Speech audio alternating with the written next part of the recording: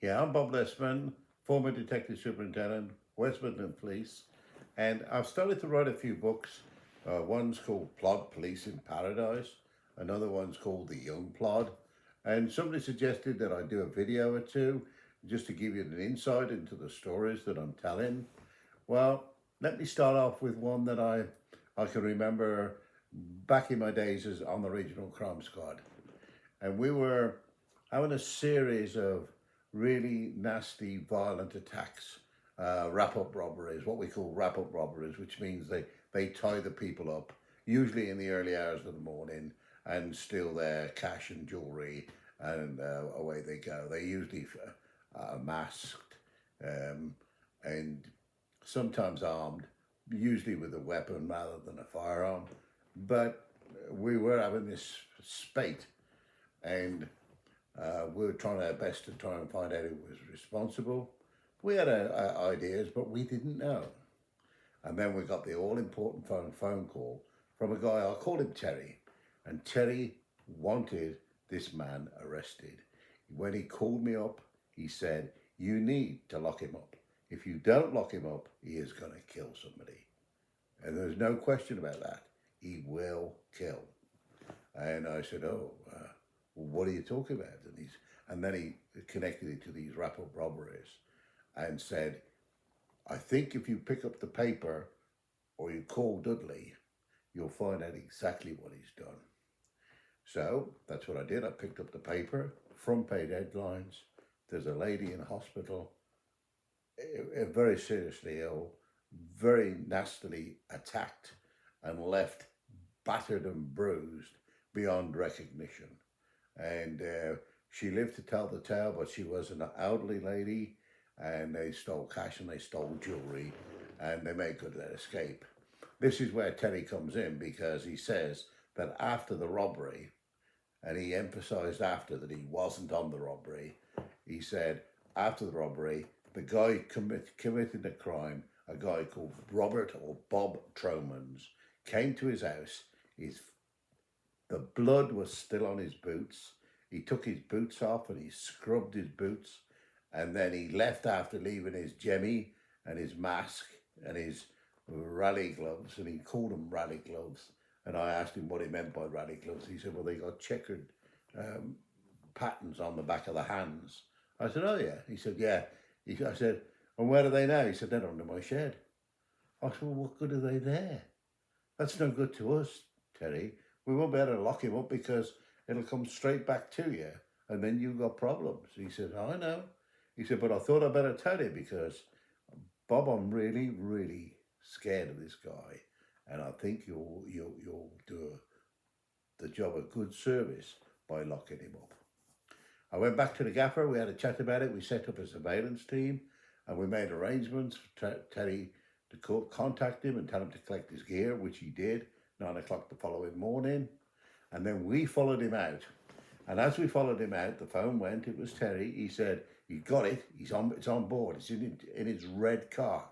We knew it was a red car because we were following it, but we never told Terry that.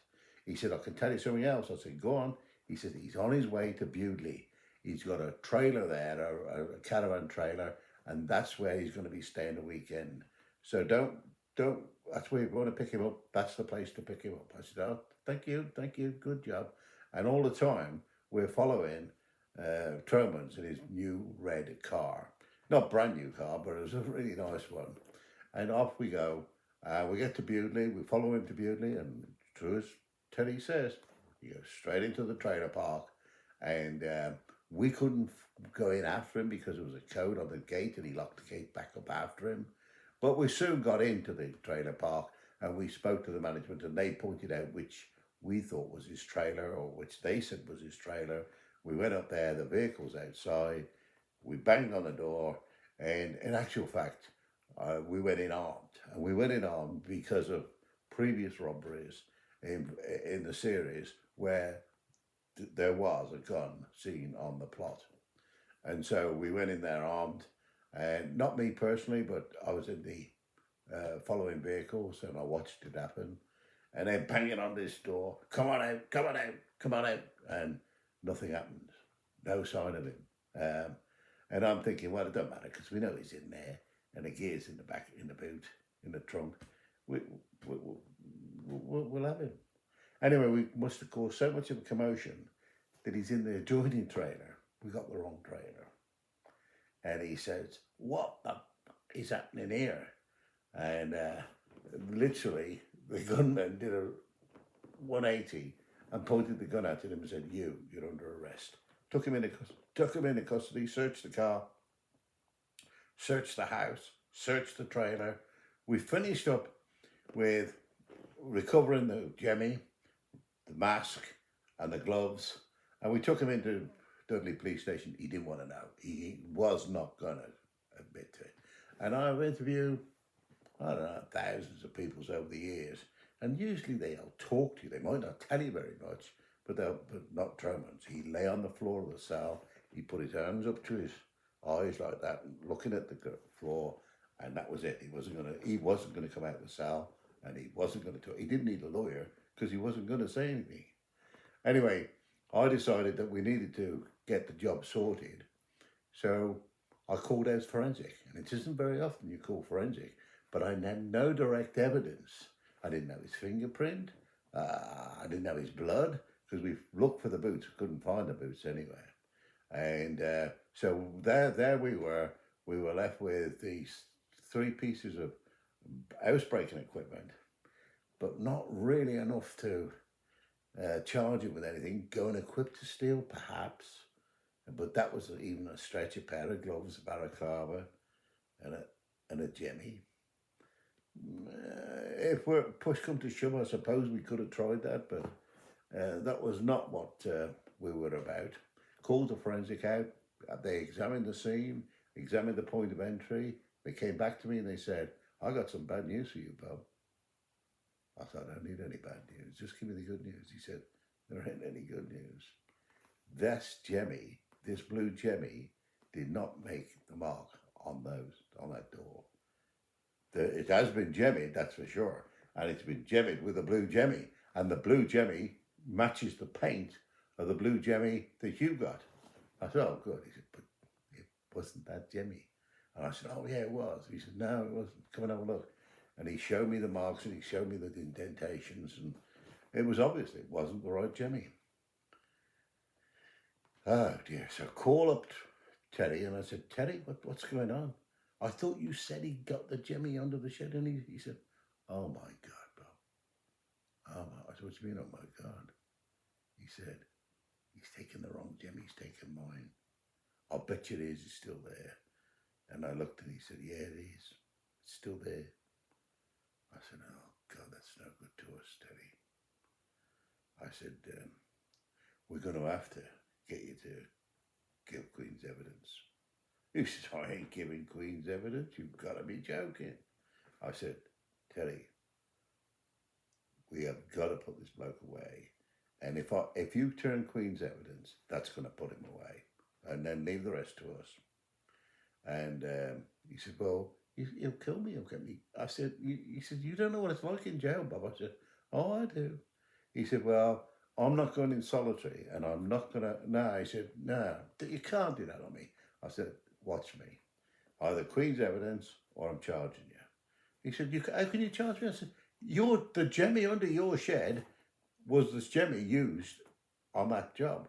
I never told you to put that Jemmy under the shed. I never told you to get involved in this.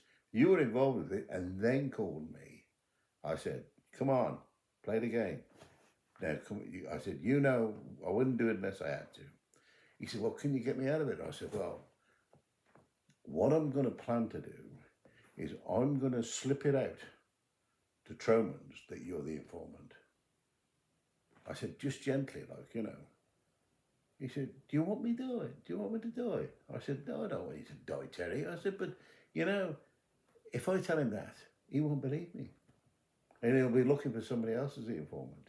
And then you'll be in the clear. He said, I said, Terry, how many informants turn Queen's evidence in the witness box? How many? He said, well, I've never heard of it before. I said, well, that's it. You're doing Queen's evidence, and he isn't going to think of you as the informant. You'll be all right. Trust me. He said, I trust you, but this is like fistfuls of years jail. I said, yeah, it is. I said, well, we should get it sorted. And that's what we did. Get to court. We tied him up with some pennies. He left some pennies in his house. And I picked these pennies up, not knowing that it was the proceeds of the burglary, but just because they just didn't seem in place in his house. And I showed them to the old lady. And she says, you got my pennies? You found my pennies? And I said, well, they are pennies. She said, no, they're my pennies. I've been saving those all my life. I'm telling you, I can see the worn one there. Those are definitely my pennies. And she convinced me, and I thought, well, she convinced me, she can convince the jury, so that's it. And then we had another little breakthrough when I had a bit of a whisper, and I spoke to another informant, and he said, you might want to go and see this pawnbrokers in Great Bridge. And I said, why? He said, I hear he's buying a bit of jewellery just lately, and you might just have some luck. I went there. Not only had I got some luck, the pawnbroker says, do you want these pennies as well? I said, what pennies? He said, well, he brought the jewellery in, and I gave him a price for the jewellery. But he wanted me to buy these rare pennies, he called them. I said, but I took them because it was part of the deal. He said, there's only about 8p or a shilling. Old pennies, about 8 or 9, 10 of them. He said, do you want them? So I took them, and I took back that back to the old lady, and she said, they're mine too. So she was as pleased as punch she got her pennies back, and I was as pleased as punch as Tremblance got 12 years. He pleaded guilty, never quitted it. Teddy didn't even have to give evidence because he pleaded guilty, and he, to this day, and well, till now, Tremblance had no idea who put him in. That's the way it goes sometimes.